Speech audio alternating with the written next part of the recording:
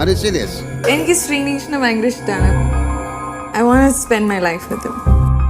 നമസ്കാരം. Big boss Malayalam season 6ന്റെ പുതിയ 1-2 അപ്ഡേറ്റുകളുമായിട്ടാണ് വന്നിരിക്കുന്നത്. പുതിയ 1-2 പേരുകൾ കിട്ടിയിട്ടുണ്ട്.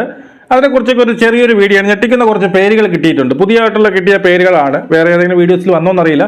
എനിക്ക് തന്നെ കിട്ടിയിട്ട് 3-4 ദിവസമായി. ഇന്നാണ് എനിക്ക് വീഡിയോ ഇടാൻ സാധിച്ചത്.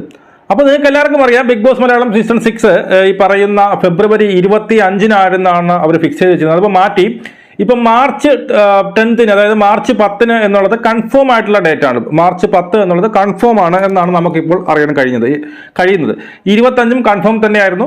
ലാലേട്ടൻ്റെ അസൗകര്യം മൂലം അല്ലെങ്കിൽ സമയത്തിൻ്റെ ലഭ്യക്കുറവ് മൂലം എന്ത് ചെയ്തു, അത് മാറ്റിയിട്ട് മാർച്ച് 10-ലേക്ക് മാറ്റിയിട്ടുണ്ട്. അപ്പോൾ എന്തായാലും മാർച്ച് 10 ഏതാണ്ട് 99.9% കൺഫേം ആണ് എന്നുള്ളതാണ് നമുക്കറിയാൻ കഴിയുന്നത്. അപ്പോൾ ഇതിനകത്ത് കുറച്ച് പുതിയ പേരുകൾ കിട്ടിയിട്ടുണ്ട്. അതുപോലെ തന്നെ ഈ പറയുന്ന കോമണേഴ്സ് ഓഡീഷന്റെ കേസിലും നമുക്കറിയാൻ കഴിയുന്ന 2 പേരെ സെലക്ട് ചെയ്യുമെന്നും അതിലൊരാണും ഒരു പെണ്ണും, അങ്ങനെയാണ്, ഒരു പെൺകുട്ടിയും ഒരു ആൺകുട്ടിയും, ഒരു മെയിലും ഒരു ഫീമെയിലും ആയിരിക്കും കോമണേഴ്സ് ആയിട്ട് വരാൻ പോകുന്നതെന്നും അറിയാൻ കഴിയുന്നു. പലവർക്കും പിന്നീട് ഓഡീഷനിലെ സെക്കൻഡ് കോളും തേർഡ് കോളുകളൊക്കെ പോയിട്ടുണ്ട്. കുറേ പേരെയൊക്കെ അവർ സെലക്ട് ചെയ്തു എന്ന് പറയുന്നത് ആർക്കും, ഈ പറയുന്ന കണ്ടസ്റ്റൻസുകൾക്ക് ആർക്കും, പിന്നീട് മത്സരാർത്ഥികൾക്ക് ആർക്കും ഇതിനെക്കുറിച്ചൊന്നും അറിയത്തില്ല. പക്ഷെ നമുക്ക് തോന്നുന്നു ഇവരൊക്കെ ഉണ്ടാകും എന്നുള്ളത് തന്നെയാണ്. അപ്പോൾ നമുക്കിപ്പോൾ കിട്ടിയ 1-2 പേരുകളെന്ന് പറഞ്ഞാൽ, ആദ്യം ഞാൻ പറയുന്നത് ഈ ഡിനോ പൗലോസ് എന്ന് പറഞ്ഞിട്ട്, ഡിനോ തന്നെയാണോ? ഡിനോ പൗലോസ് എന്ന് പറഞ്ഞ ഒരു കഥാകൃത്താണ്, അല്ലെങ്കിൽ തിരക്കഥാകൃത്താണ്. അതായത് വിശുദ്ധ മെജോയിൽ അഭിനയിച്ചിട്ടുണ്ട്. അതുപോലെ തന്നെ അതിന്റെ തിരക്കഥാകൃത്തും പുള്ളി തന്നെയാണെന്നാണ് എനിക്ക് തോന്നുന്നത്. അതുപോലെ തന്നെ ഒരു തണ്ണിമത്തൻ ദിനങ്ങളുടെ തിരക്കഥാകൃത്ത്.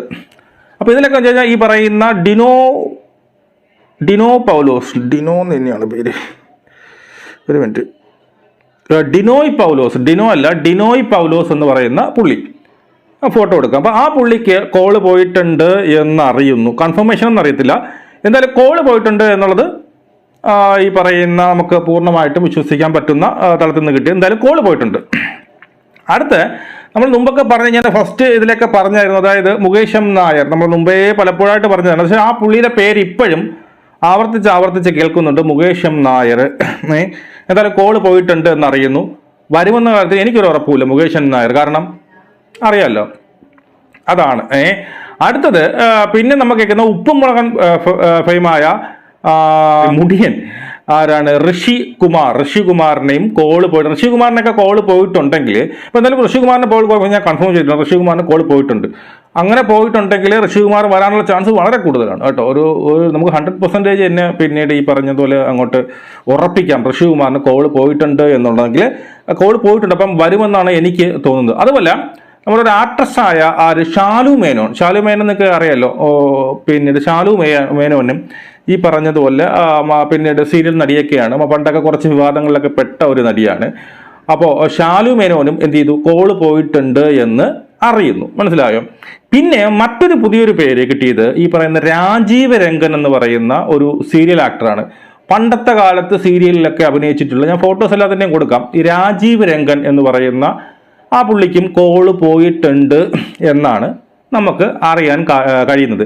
പിന്നെ ഇപ്പോഴും വിവാദമായിരിക്കുന്ന ഏതാണ്, വിവേകാനന്ദൻ വൈറലാണ് എന്നുള്ള സംഭവത്തിൽ വിവാദമായിരിക്കുന്ന മറീന മൈക്കിളിനും കോള് പോയിട്ടുണ്ട്. പക്ഷെ മറീന മൈക്കിൾ വരാനുള്ള ചാൻസ് 0% ആണ്. മറീന മൈക്കിളിന് എന്തായാലും കോള് പോയിട്ടുണ്ട് എന്നുള്ളതാണ് നമുക്ക് അറിയാൻ സാധിക്കുന്നത്. പിന്നെ ഇൻസ്റ്റാഗ്രാമിൽ കേരള ഫുഡി എന്ന് അറിയപ്പെടുന്ന ഒരു ട്രാവലറായ ഗോവിന്ദ് എന്ന് പറയുന്ന പുള്ളിക്കും കോള് പോയിട്ടുണ്ട്. ഈ ഗോവിന്ദിന് 2 കോള് വരെ പോയിട്ടുണ്ടെന്നാണ് അറിയുന്നത്. ചിലപ്പോൾ മിക്കവാറും സെലക്ട് ആവാനുള്ള ചാൻസ് കൂടുതലാണ്. അപ്പം എനിക്കിപ്പം പ്രത്യേകിച്ച് പറയാനുള്ളത് ഈ പേരാണ്, ഡിനോയ് പൗലോസും ഈ പറയുന്ന രാജീവ് രംഗനും. ഇത് രണ്ടും പുതിയ നമുക്ക് ഫ്രഷ് ആയിട്ട് കിട്ടിയ 2 പേരുകളാണ് കേട്ടോ. ഡിനോയ് പൗലോസും രാജീവ് രംഗനും, ഇവർക്ക് 2 പേർക്കും 2 കോളുകൾ പോയതായിട്ട് അറിയുന്നു. പിന്നെ നമുക്ക് കൺഫേം ആയിട്ട് നമുക്ക് മുമ്പുള്ള കാലങ്ങളിൽ കൺഫർമേഷൻ ആണെന്ന് നമ്മൾ അറിയുന്ന, അല്ലെങ്കിൽ ചാൻസ് കൂടുതലുള്ള, കൺഫർമേഷൻ ആവാൻ ചാൻസ് കൂടുതലുള്ള കുറച്ചുപേരെ പേര് വായിക്കുകയാണെങ്കിൽ അഖിൽ ആനന്ദുണ്ട്, ജാസ്മിൻ ജാഫർ, ബിനീഷ് ബാസ്റ്റിൻ, ക്രിസ്റ്റി സെബാസ്റ്റ്യൻ, ബീന ആന്റണിയുടെ പേര് ആവർത്തിച്ച് കേൾക്കുന്നുണ്ട്. പക്ഷേ ബീന ആന്റണിയുടെ ഹസ്ബൻഡ് കഴിഞ്ഞ വീഡിയോയിൽ ഒന്ന് പറഞ്ഞു ഇതുവരെക്കിട്ടും കോളുകൾ വന്നിട്ടില്ല എന്ന് ഉറപ്പിച്ച് പറയുന്നു. വന്നിട്ടുണ്ടെങ്കിലും അവർക്കത് സമ്മതിക്കാൻ പറ്റത്തില്ല. പക്ഷെ നമുക്ക് കിട്ടിയ സോഴ്സിൽ നിന്നൊക്കെ ബീന ആന്റണിയുടെ പേര് കേൾക്കുന്നുണ്ട്. പേര് ഏതാണ്ട് ഒരു 60% കൺഫേം ആണെന്ന് പറഞ്ഞാൽ നമ്മൾ അറിഞ്ഞത്. അപ്പോൾ അത് എന്താണെന്ന് നമുക്ക് കണ്ട് തന്നെ വരുമ്പോൾ തന്നെ നമുക്ക് എന്ത് ചെയ്യാം, ഉറപ്പിക്കാം ഇത് ആര് പറയുന്നതാണ് സത്യം. ചിലപ്പം ഈ പറയുന്ന കോള് വന്നിട്ട് ഒരിക്കലും ഈ പറയുന്ന മനോജേട്ടൻ വന്നിട്ട് എന്ത് പറയത്തില്ല, എൻ്റെ വൈഫിനെ വിളിച്ചു എന്ന് പറയത്തില്ല. അപ്പോൾ അതങ്ങനെ നിൽക്കട്ടെ. കാരണം അങ്ങനെ പറഞ്ഞിനി ആ ഒരു ചാൻസ് ഉണ്ടെങ്കിൽ നഷ്ടപ്പെടണ്ട എന്ന് കരുതിക്കാണ്. പിന്നെ അതുപോലെ തന്നെ അനീഷ നായർ, ശരണ്യ ആനന്ദ് ഏതാണ്ട് 99% കൺഫേം ആണെന്ന് പറയുന്ന അമയ്യ പ്രസാദ്. അപ്പോൾ ഇങ്ങനെയുള്ള കുറച്ച് പേരുകൾ കൺഫർമേഷൻ ആയെന്ന് പറഞ്ഞു. പിന്നെ കുറച്ച് പേരുകളുണ്ട് കേട്ടോ കൺഫേം ആയത്, അതൊന്നും പറയുന്നില്ല. അപ്പോൾ ഇതൊക്കെയാണ് ഞാൻ ഇന്ന് പറയാൻ വന്നത്. അപ്പോൾ എന്തായാലും മാർച്ച് 10 തന്നെ എന്തായാലും ഇനി അതിലൊരു മാറ്റം ഉണ്ടാവാനുള്ള ചാൻസ് ഒന്നും കാണില്ല. അതുപോലെ ഈ പറയുന്ന ബിഗ് ബോസ് മലയാളം സീസൺ 6 കുറച്ചൊരു ലവ് ട്രാക്കിലേക്ക് പോകാനാണ്. നമുക്കറിയാലോ, ഏത് നമ്മൾ നോക്കിക്കഴിഞ്ഞാലും ഒരു പ്യുവർ ലവ് ഉണ്ടെങ്കിൽ അത് ഒത്തിരി ഒരു വിജയം തന്നെയായിരിക്കും. കഴിഞ്ഞ സീസണിലൊക്കെ അതിൻ്റെ ഒരു അഭാവം ഉണ്ടായിരുന്നു.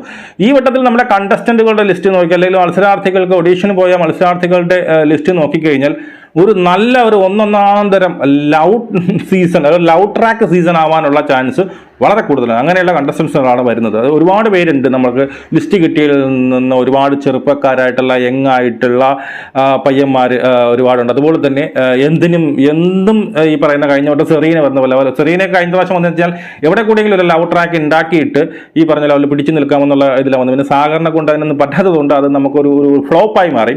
അപ്പോൾ അതുപോലുള്ള പെൺകുട്ടികൾ ഇതിനകത്ത് വരുന്നത്. അതുകൊണ്ട് തന്നെ ഈ വട്ടം ചിലപ്പം ഫേക്ക് ആയിട്ടുള്ള ആണെങ്കിലും നമ്മൾക്ക് ഇത്രയും സീസണിൽ കണ്ടതിൽ ഏറ്റവും വളരെ ജെന്യൂനായിട്ട് തോന്നിയ പിന്നീട് ഒരു ലവ് എന്ന് പറയുന്നത് നമ്മുടെ ശ്രീനിഷ് ഈ പറയുന്ന പേളി ബന്ധമാണ്. അത് ഞാൻ ഇടയ്ക്ക് ഒരു റീല് കണ്ടു. അതിനകത്ത് ശ്രീനിഷിനോട് പിന്നെ ലാലേട്ടൻ ചോദിക്കുന്ന ഒരു രംഗമുണ്ട്, നിനക്ക് ഏറ്റവും ഇഷ്ടമുള്ള പിന്നീട് സന്ദർഭം എന്തോ ചോദിച്ചപ്പോൾ ശ്രീനി പറയുന്നത് എനിക്ക് പേളിയായിട്ട് കല്യാണം കഴിക്കുന്ന ആ രംഗമാണ് എനിക്ക് ഇഷ്ടമെന്ന് പറയുമ്പോൾ എല്ലാവരും ചിരിക്കുന്നു.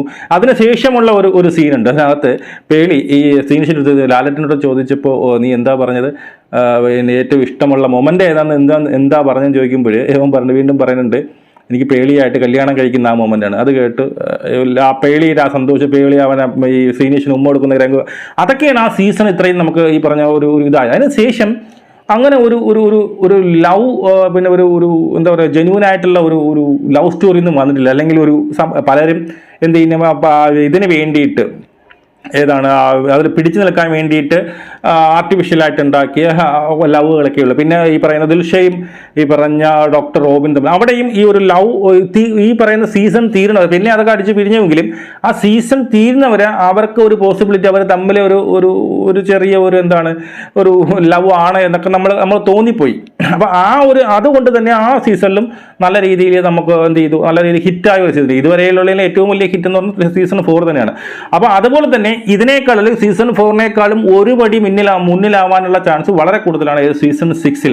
കഴിഞ്ഞ വർഷത്തെ സീസൺ 5 നമുക്കറിയാം വളരെ തണുപ്പും മട്ടിലുള്ള സീസണായിരുന്നു. അതിനെയൊക്കെ പിന്നീട് കണക്ക് തീർത്തുകൊണ്ട് ആയിരിക്കും ഈ വട്ടത്തെ സീസൺ.